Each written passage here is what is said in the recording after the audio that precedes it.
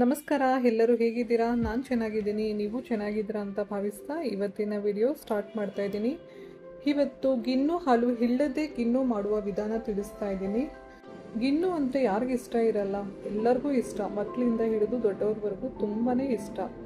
ಆದರೆ ಗಿಣ್ಣು ತಿನ್ನಬೇಕು ಅಂತ ಅನಿಸ್ದಾಗಲೆಲ್ಲ ಗಿಣ್ಣು ಸಿಗೋದಿಲ್ಲ. ನಾನು ಹೇಳೋ ಒಂದು ಇಂಗ್ರೀಡಿಯೆಂಟಿಂದ ನೀವು ಗಿಣ್ಣು ಯಾವಾಗ ಬೇಕಂದರೆ ನಿಮ್ಗೆ ಯಾವಾಗ ಇಷ್ಟ ಆಗುತ್ತೋ ಆವಾಗೆಲ್ಲ ಮಾಡಿಕೊಂಡು ತಿನ್ನಬಹುದು. ತುಂಬಾ ರುಚಿಯಾಗಿರುತ್ತೆ ಮತ್ತು ಸೇಮ್ ಗಿಣ್ಣು ಹಾಲಿಂದ ತಯಾರಿಸಿದ ಹಾಗೆ ಇರುತ್ತೆ. ಇದು ತುಂಬಾ ರುಚಿಯಾಗಿರುತ್ತೆ, ಮಾಡೋದು ಕೂಡ ತುಂಬ ಸುಲಭ. ಜಸ್ಟ್ ಒಂದು 10 ಮಿನಿಟ್ಸ್ ಅಷ್ಟೇ ನಮಗೆ ಬೇಕಾಗಿರುವ ಸಮಯ. ಸ್ಟೀಮ್ ಮಾಡೋದಕ್ಕಷ್ಟೇ ನಮಗೆ ಟೈಮ್ ತಗೊಳುತ್ತೆ. ಪ್ರೊಸೀಜರ್ ಎಲ್ಲ ತುಂಬ ಈಸಿ, ಕಣ್ಣು ಮುಚ್ಕೊಂಡು ಮಾಡಬಹುದು. ಅಷ್ಟೇ ಎಲ್ಲ ತುಂಬಾ ರುಚಿಯಾಗಿರುತ್ತೆ. ಎಷ್ಟು ಸಾಫ್ಟಾಗಿ ಎಷ್ಟು ಚೆನ್ನಾಗಿರುತ್ತೆ ಅಂದರೆ ನೀವು ಒಂದು ಸಲ ಮನೇಲಿ ಟ್ರೈ ಮಾಡಿದ ಮೇಲೆ ನನಗೆ ನಿಮ್ಮ ಎಕ್ಸ್ಪೀರಿಯೆನ್ಸ್ ತಿಳಿಸಿ. ತುಂಬ ರುಚಿಯಾಗಿರುತ್ತೆ, ನೋಡ್ತಾ ಇದ್ರೇ ಇಷ್ಟ ಆಗುತ್ತೆ, ಅಷ್ಟೊಂದು ಚೆನ್ನಾಗಿರುತ್ತೆ. ತುಂಬ ಸಾಫ್ಟಾಗಿ ಎಷ್ಟು ಚೆನ್ನಾಗಿರುತ್ತೆ ಅಂದರೆ ಬಾಯಲ್ಲಿ ಇಟ್ಕೊಂಡ್ರೆ ಕರಗುತ್ತೆ, ಅಷ್ಟೊಂದು ಚೆನ್ನಾಗಿರುತ್ತೆ. ಈಗ ಮಾಡುವ ವಿಧಾನ ತಿಳಿಯೋಣ, ಹಾಗೆ ಅದಕ್ಕೆ ಬೇಕಾಗಿರುವ ಇಂಗ್ರೀಡಿಯೆಂಟ್ಸ್ ಕೂಡ ಒಮ್ಮೆ ತಿಳ್ಕೊಂಬರೋಣ. ನಾನು ಇಲ್ಲಿ ಆರೋಗ್ಯ ಫುಲ್ ಕ್ರೀಮ್ ಮಿಲ್ಕ್ ತೊಗೊಂಡಿದ್ದೀನಿ. ಗಿಣ್ಣು ಮಾಡೋದಕ್ಕೆ ಕೊಬ್ಬಿನ ಅಂಶ ಹೆಚ್ಚು ಇರುವ ಹಾಲು ತೊಗೊಂಡ್ರೆ ತುಂಬ ಸೂಕ್ತ, ತುಂಬ ರುಚಿಯಾಗಿರುತ್ತೆ, ತುಂಬ ಟೇಸ್ಟಿಯಾಗಿ ತುಂಬ ಚೆನ್ನಾಗಿರುತ್ತೆ. ಹಾಗೆ ನಾನು ಗಿಣ್ಣು ಮಾಡೋದಕ್ಕೆ ಉಪಯೋಗಿಸುವ ಪೌಡರ್ ಇದು ಎಲ್ಲ ಶಾಪ್ಗಳಲ್ಲೂ ಕೂಡ ಸಿಗುತ್ತೆ. ಹಾಗೂ ನಿಮಗೆ ಸಿಕ್ಕಿಲ್ಲ ಅಂದರೆ ಅಮೆಝಾನಲ್ಲಿ ಟ್ರೈ ಮಾಡಿ, ಅಲ್ಲಿ ಸಿಗುತ್ತೆ. ನಿಮಗೆ ಬೇಕಾದರೆ ಲಿಂಕ್ ಶೇರ್ ಮಾಡ್ತೀನಿ. ಇದರ ಹೆಸರು ಕಾಮಧೇನು ಜುನ್ನು ಪೌಡರ್ ಅಂತ. ಇದು ಅಮೆಝಾನಲ್ಲಿ ಸಿಗುತ್ತೆ ಖಂಡಿತ. ನಾನು ತಗೊಂಡಿದ್ದು ಕೂಡ ಅಲ್ಲಿಂದನೇ. ಇಲ್ಲ ಅಂದರೆ ಎಲ್ಲ ಸೂಪರ್ ಮಾರ್ಕೆಟಲ್ಲಿ ಸಹ ಸಿಗಬಹುದು, ಟ್ರೈ ಮಾಡಿ. ಇವಾಗ ಅರ್ಧ ಲೀಟರ್ ಹಾಲು ತಗೊಳ್ತಾ ಇದ್ದೀನಿ. ಹಾಲು ನಾವು ಕಾಯಿಸ್ಕೋಬಾರ್ದು, ಹೀಗೆ ಹಸಿಯಾದ ಹಾಲಿಂದನೇ ನಾವು ಜುನ್ನಿವತ್ತು ಮಾಡೋದು. ಅರ್ಧ ಲೀಟರ್ ಹಾಲಿಗೆ ಅರ್ಧ ಕಪ್ ಆಗುವಷ್ಟು ಬೆಲ್ಲ ತಗೊಳ್ತಾ ಇದ್ದೀನಿ. ನಿಮಗೆ ಸಿಹಿ ಹೆಚ್ಚಾಗಿ ಬೇಕು ಅಂದರೆ ಹೆಚ್ಚಾಗಿ ತಗೊಳ್ಳಿ. ಹಾಗೆ ಏಲಕ್ಕಿ ಪುಡಿ ಹಾಕ್ಕೊಳ್ತಾ ಇದ್ದೀನಿ. ಈಗ ಜುನ್ನು ಮಿಕ್ಸ್ ಹಾಕ್ಕೊಳ್ತಾ ಇದ್ದೀನಿ. ಇದು ಎಲ್ಲ ಶಾಪ್ಗಳಲ್ಲೂ ಕೂಡ ಅವೈಲೇಬಲ್ ಇರುತ್ತೆ. ಸಿಕ್ಕಿಲ್ಲ ಅಂದರೆ ಅಮೆಝಾನಲ್ಲಿ ಸಿಗುತ್ತೆ. ತುಂಬ ಚೆನ್ನಾಗಿರುತ್ತೆ, ಸೇಮ್ ಗಿಣ್ಣು ಹಾಲಿಂದ ಮಾಡಿರೋ ಟೇಸ್ಟೇ ಇರುತ್ತೆ. ನೀವು ಧೈರ್ಯವಾಗಿ ಮಾಡಬಹುದು. ಇದರಲ್ಲಿ ಯಾವುದೇ ಪ್ರಿಸರ್ವೇಟಿವ್ಸ್ ಆಗಲಿ ಕೆಮಿಕಲ್ಸ್ ಆಗಲಿ ಏನೂ ಇರೋದಿಲ್ಲ. ತುಂಬ ನ್ಯಾಚುರಲ್ ಆಗಿ ಪ್ರಿಪೇರ್ ಮಾಡಿರ್ತಾರೆ, ತುಂಬಾ ಚೆನ್ನಾಗಿರುತ್ತೆ. ಈಗ ಆ ಪೌಡರ್ ಮತ್ತು ಬೆಲ್ಲ ಎಲ್ಲ ಕರಗೋವರೆಗೂ ಪೂರ್ತಿಯಾಗಿ ಮಿಕ್ಸ್ ಮಾಡ್ಕೋಬೇಕು. ಬೆಲ್ಲ ಕರಗೋವರೆಗೂ ಚೆನ್ನಾಗಿ ಮಿಕ್ಸ್ ಮಾಡ್ಕೋಬೇಕು. ಮತ್ತು ಉಂಡೆಗಳು ಇಲ್ದಿರ ನಾವು ಚೆನ್ನಾಗಿ ಮಿಕ್ಸ್ ಮಾಡಿಕೊಂಡು ಶೋಧಿಸ್ಕೋಬೇಕಾಗುತ್ತೆ. ನಾವು ಚಿಕ್ಕ ವಯಸ್ಸಲ್ಲಿದ್ದಾಗ ನಮ್ಮಮ್ಮ ಕೂಡ ಹೀಗೆ ಜುನ್ನು ಮಾಡ್ತಾಯಿದ್ರು. ನಮಗೆಲ್ಲ ತುಂಬಾ ಇಷ್ಟ, ನನಗೆ ಬೇಕು ಅಂತ ತಿಂತಾಯಿದ್ವಿ. ಆ ದಿನಗಳನ್ನು ಈಗ ನೆನೆಸ್ಕೊಂಡ್ರೆ ಎಷ್ಟು ಅದ್ಭುತವಾಗಿತ್ತಲ್ವಾ ಆ ದಿನಗಳು ಅಂತ ಅನಿಸುತ್ತೆ. ಆ ಸಿಹಿ ಅನುಭವನೇ ಬೇರೆ. ಕೆಲವೊಮ್ಮೆ ಅಮ್ಮ ಅದಕ್ಕೆ ತುಪ್ಪ ಹಾಕಿ ಮತ್ತಷ್ಟು ರುಚಿಯಾಗಿ ಮಾಡ್ತಾಯಿದ್ರು. ಬೆಲ್ಲದ ಸುವಾಸನೆಯೊಂದಿಗೆ ಹಾಲು ಗಿಣ್ಣಿನ ರುಚಿ ಇಂದಿಗೂ ಅದ್ಭುತವಾದ ಅನುಭವ. ನಾವು ಮಕ್ಕಳಾಗಿ ಅಮ್ಮ ನನಗೆ ಇನ್ನೂ ಬೇಕು ಎಂದು ಕೇಳಿದ ಕ್ಷಣಗಳು ಎಷ್ಟೋ ಮಧುರ, ಎಷ್ಟು ಅದ್ಭುತವಾದ ಅನುಭವ ಅಲ್ವಾ? ನಿಮಗೂ ಈ ರೀತಿ ಯಾರಿಗೆಲ್ಲ ಅನುಭವ ಆಗಿದೆ ಕಮೆಂಟಲ್ಲಿ ತಿಳಿಸಿ. ಹೀಗೆಲ್ಲ ಮಾರ್ಕೆಟಲ್ಲಿ ಎಲ್ಲ ಸಿಗುತ್ತೆ, ಆದರೆ ಅಮ್ಮನ ಕೈಯಿಂದ ತಯಾರಾದ ಹಾಲು ಗಿಣ್ಣಿನ ಆತ್ಮೀಯತೆ ಮಾತ್ರ ಸಿಗೋದಿಲ್ಲ. ನಮ್ಮಮ್ಮ ಈಗಲೂ ಅಷ್ಟೇ, ಬಂದಾಗ ನಾನು ಈ ರೀತಿ ಅಮ್ಮನ ಕೈಯಿಂದ ನಾನು ಮಾಡಿಸ್ಕೊಳ್ತೀನಿ. ಆಗಾಗ ನನಗೆ ತುಂಬ ಇಷ್ಟ ಅಂತ ಅಮ್ಮನಿಗೆ ಗೊತ್ತು. ಬಂದಾಗಲೆಲ್ಲ ನನಗೆ ಮಾಡಿಕೊಡ್ತಾ ಇರ್ತಾರೆ. ಆದರೆ ನಾನು ಬೇಕು ಅಂತ ಅನಿಸ್ದಾಗಲೆಲ್ಲ ನಮಗೆ ಗಿಣ್ಣು ಹಾಲು ಸಿಗೋದಿಲ್ವಲ್ಲ, ಸೊ ಆವಾಗ ನಾವು ಈ ರೀತಿ ಮಾಡ್ಕೊಳ್ತೀವಿ. ಇವಾಗ ಎಲ್ಲ ನೀಟಾಗಿ ಮಿಕ್ಸ್ ಮಾಡಿದ್ದನ್ನು ಇವಾಗ ಶೋಧಿಸ್ಕೊಳ್ತಾ ಇದ್ದೀನಿ. ಬೆಲ್ಲದಲ್ಲಿ ಏನಾದರೂ ಕಲ್ಲಿದ್ದರೆ ಅದು ರಿಮೂವ್ ಆಗುತ್ತೆ. ಸೊ ಈ ರೀತಿ ಎಲ್ಲ ಶೋಧಿಸ್ಕೊಂಡು ಮತ್ತೊಮ್ಮೆ ಒಂದು ಸಲ ಮಿಕ್ಸ್ ಮಾಡಿ ಸ್ಟೀಮ್ ಮಾಡ್ಕೊಳ್ಳೋಣ.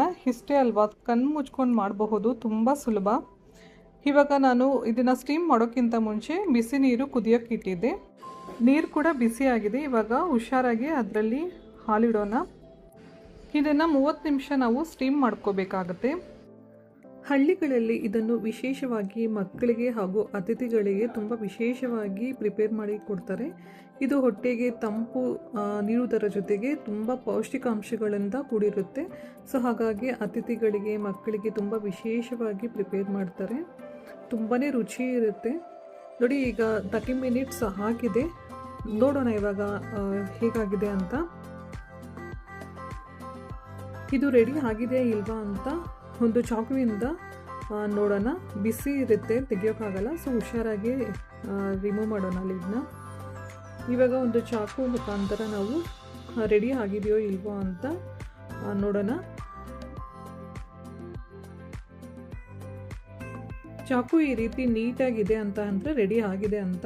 ಇವಾಗ ಇದನ್ನು ಕಂಪ್ಲೀಟಾಗಿ ತಣ್ಣಗೆ ಆಗೋಕ್ಕೆ ಬಿಡೋಣ. ಇವಾಗ ಸ್ಟವ್ ಆಫ್ ಮಾಡಿಕೊಂಡು ನಾನು ಇದರಲ್ಲೇ ತಣ್ಣಗೆ ಆಗೋದಕ್ಕೆ ಬಿಡ್ತಾ ಇದ್ದೀನಿ. ತುಂಬಾ ಚೆನ್ನಾಗಿರುತ್ತೆ. ತಣ್ಣಗೆ ಆದಮೇಲೆ ನಾವು ಯಾವ ಶೇಪ್ ಬೇಕೋ ಆ ಶೇಪ್ ಕಟ್ ಮಾಡಿಕೊಂಡ್ರೆ ಅಷ್ಟೇ ಮುಗೀತು. ತುಂಬಾ ಈಸಿ ಅಲ್ವಾ ಇದು. ನಿಮಗೆ ಬೇಕಾದರೆ ಫ್ರಿಡ್ಜಲ್ಲಿ ಕೂಡ ನೀವು ಸ್ಟೋರ್ ಮಾಡಿ ಇಟ್ಕೊಂಡು ತಿನ್ನಬಹುದು. ತುಂಬ ಚೆನ್ನಾಗಿರುತ್ತೆ.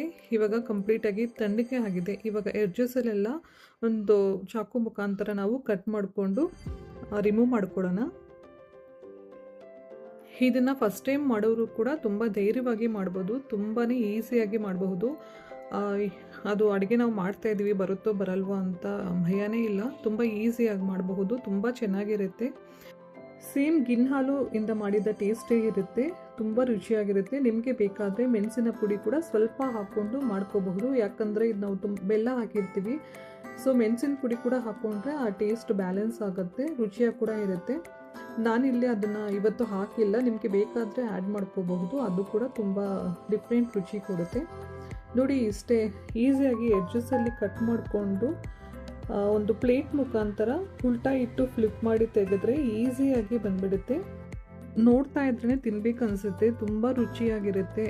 ಗಿನ್ನು ಅಂದರೆ ಇಷ್ಟ ಇಲ್ಲ ಅನ್ನೋರು ಕೂಡ ತುಂಬ ಇಷ್ಟಪಟ್ಟು ತಿಂತಾರೆ. ಎಷ್ಟೊಂದು ಈಸಿಯಾಗಿ ಬಂತು ನೋಡಿ. ಪಾತ್ರೆಗೆ ಸ್ವಲ್ಪ ಕೂಡ ಅಂಟಿಲ್ಲ.